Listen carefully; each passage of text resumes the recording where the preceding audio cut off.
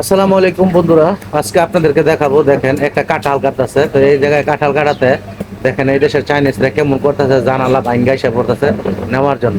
শুধু খালি এই জিনিসটা দেখানোর জন্য আপনাদেরকে আমি এই ভিডিওটা করা। তো অনেকে হয়তো বলতে পারেন যে কাঁঠাল কি আর দেখি না, এই কাঁঠাল ভিডিও করে দেখাইতে হবে। এই উদ্দেশ্যটা এইটা না।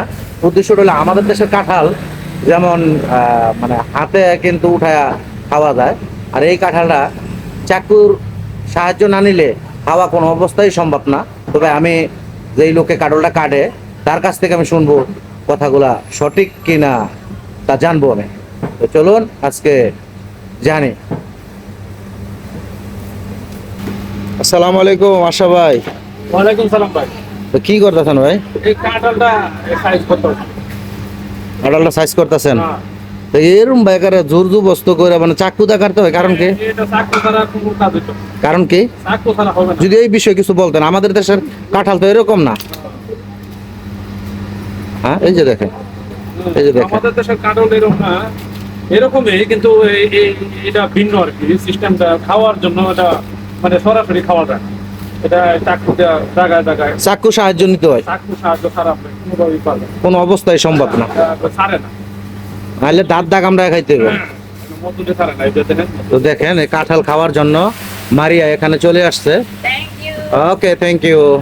দেখেন এদেশের লোক তারা কিন্তু এখানে কাঁঠাল নেওয়ার জন্য, মানে আমরা কি খাবো তার জন্য তারা কিন্তু এই যে দেখেন কিভাবে আসছে। তো আসলে এই জিনিসটি ওই দেখানোর জন্য মাকান মাকান মাকান। তো এই যে এই জিনিসটি দেখানোর জন্য চলে আসলাম।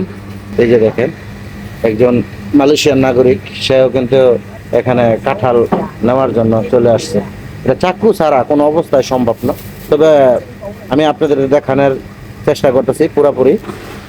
আশা ভাই, আপনি এই কাঁঠালের অভিজ্ঞতা কি প্রথম না আরো আগে পরে কাটছেন? আমি আরো 8-10 টাকা আছে। এরকম ওইসব? কিন্তু সবই এক সিস্টেম। আরো অন্য হাতে আইছে এখানে। হ্যাঁ, অন্য জায়গাতে পাইছে। আর এই দেশে তো কাঁঠাল মনে করেন যে কাঁঠালই গাছই হোক, হ্যাঁ। সারা বছরই একটার পর একটা ওইটাই থাকে। হইতেই থাকে। আচ্ছা, এই জন্য বিভিন্ন হাত থেকে যারা এখানে শাকসবজি দেয় তারাও মাঝে মাঝে আমাদেরকে দেওয়া যায়। আচ্ছা, এই দেশের কাঁঠাল গাছগুলো কেমন একটু যদি দেখাইতেন। কাঁঠাল গাছ তো যে দেখতেছে, কাঁঠাল গাছ তো কাঁঠাল গাছের মতোই। ও এইটা, এই যে এটা না? কিন্তু সারা আচ্ছা বছর- বন্ধুরা, আমি একটু দেখাই যাচ্ছি কাঁঠাল গাছটা। সারা বছর দেখেন এই যে কাঁঠাল গাছ আমাদের মতোই হুবাহুব, কিন্তু এটা খেতে আর কাটতে এটা অন্যরকম একটু।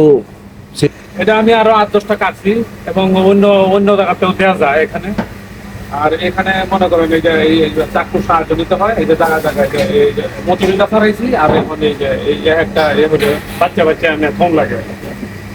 আর যদি মানে বাজারও কিনতে যান তাহলে মনে করেন এইরকম এই 6টা না 7টা এই পিসি, মানে 7টা কোষ 7টা কুশ একটা প্যাকেট আমাদের দিব 5 টাকা। 5 টাকা? 5 টাকা অনেক। 5টা মানে বাংলার 125 টাকা। সমুদ্র। কিন্তু এইভাবে গাছের পাড়িয়ে খাওয়াটা খুবই কম মানুষই পছন্দ করে। কম পছন্দ করে। এটা যারা খাওয়ানোর উচিত তারা কিন্তু আপনার এই যে এটার থেকে বাজার থেকে, দোকান থেকে কিনতে হয়। কিনে খায়। তবে আমরা আল্লাহর রহমতে গাছটা লাগানে। আরেকটা সমস্যা হইলো কি, এখানে যদি আপনার এই যে গাছের পাড়িয়ে ধরুন যেটা পাকলে পরে কাম এটা সম্ভব না। এটা এখান থেকে পাড়িয়ে আনতে হবে, ফাঁকায় আনতে হবে।